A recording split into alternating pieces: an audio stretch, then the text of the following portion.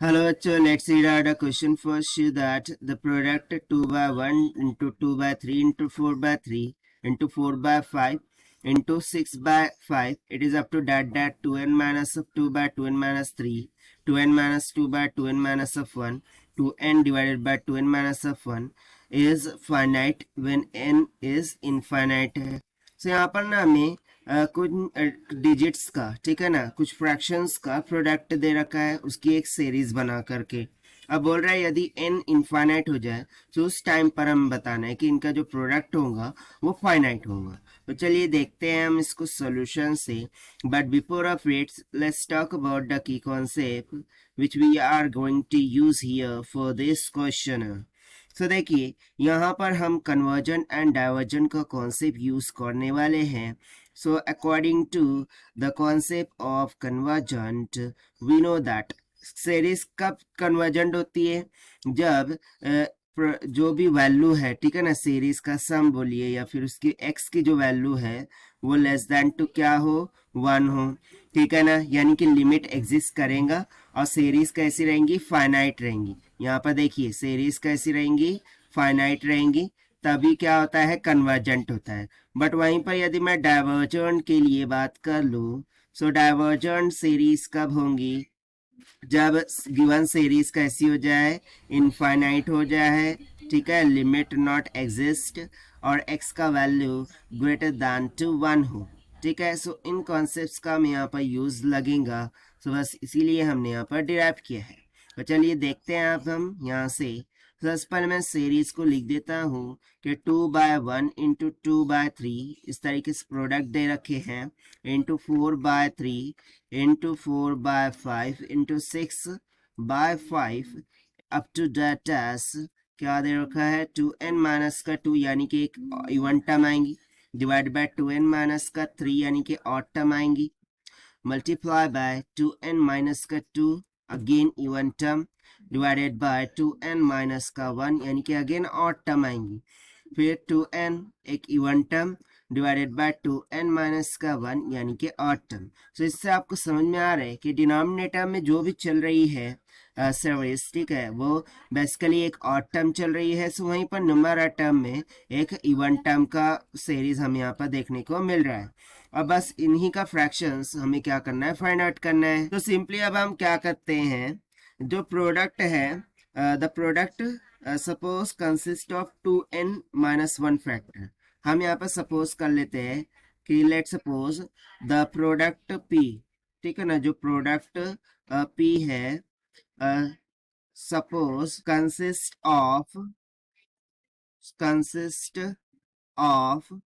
2n minus 1 factors. कितने factors रखता है, 2n minus 1, and may be written as जिसको हम फॉलोइंग से इस तरीके से लिख सकते हैं कि जो p है दिस इज इक्वल्स टू, पहले का u1 लिख दिया, फिर दूसरे का u2, तीसरे का u3, और इसको मैं अप टू डैट डैश कहाँ तक ले जाऊंगा। सो देखिए मैंने क्या लिखा है, टोटल कितने फैक्टर्स ले रहे हैं, 2n माइनस का 1, यानी कि मैं लिखूंगा 2n माइनस का 1 multiply by n divided by n minus का 1, ठीक है ना, इस तरीके से। So taking log on both sides, so we get कि जो log of u of n minus 1 term है this will be equals to, इस साइड में क्या हो जाएगा, लॉग ऑफ इन ब्रैकेट। अब लॉग में इनटू का क्या होता है, प्लस, ठीक है ना, तो सब टर्म्स क्या हो जाएंगी, प्लस में हो जाएंगी, क्योंकि अकॉर्डिंग टू लॉग प्रॉपर्टी यदि दो टर्म हो और वो मल्टीप्लिकेशन में हो, सो लॉग की वजह से वो क्या हो जाती है, log of A plus log of B हो जाता है ना। सो बस इसी प्रॉपर्टी का हमें यहाँ पर यूज करना हो। सो ये हो जाएगा log of 1 plus 1 by 2n minus का 3 हो जाएगा एंड 2n माइनस का 1। देन इसको सॉल्व करते हैं अब हम। सो यहाँ पर हो जाएगा log of 1 plus 1 by 4 times of n का स्क्वायर। मैंने जस्ट इसको सिंप्लीफाई किया और बस कुछ भी नहीं किया है। तो यहाँ से मैं लिख सकता हूँ कि log ऑफ 1 तो 0 हो गया, और log of 1/4n का स्क्वायर वही एज इट इज रहेगा। तो इसको हम लिख सकते हैं log of 1/4n का स्क्वायर। और इधर क्या चल रहा था, सो log of u of n minus का 1।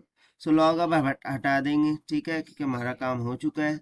सो u of n minus 1 this will comes out to be equals to 1/4n का स्क्वायर। सो यहाँ से देखिए जो log of p है ये equals to the sum of convergent series, ठीक है ना। जो भी log of p है बेसिकली वो सम ऑफ कन्वर्जेंट सीरीज के इक्वल आ रहा है, ठीक है। सो इससे हमें क्या समझ में आ रहा है कि देयरफॉर p इज फाइनाइट, ठीक है ना। सो यहाँ से हम लिख सकते हैं कि जो log ऑफ p है is equals to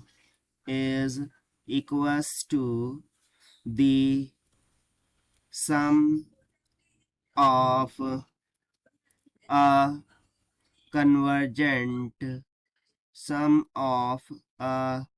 convergent series and therefore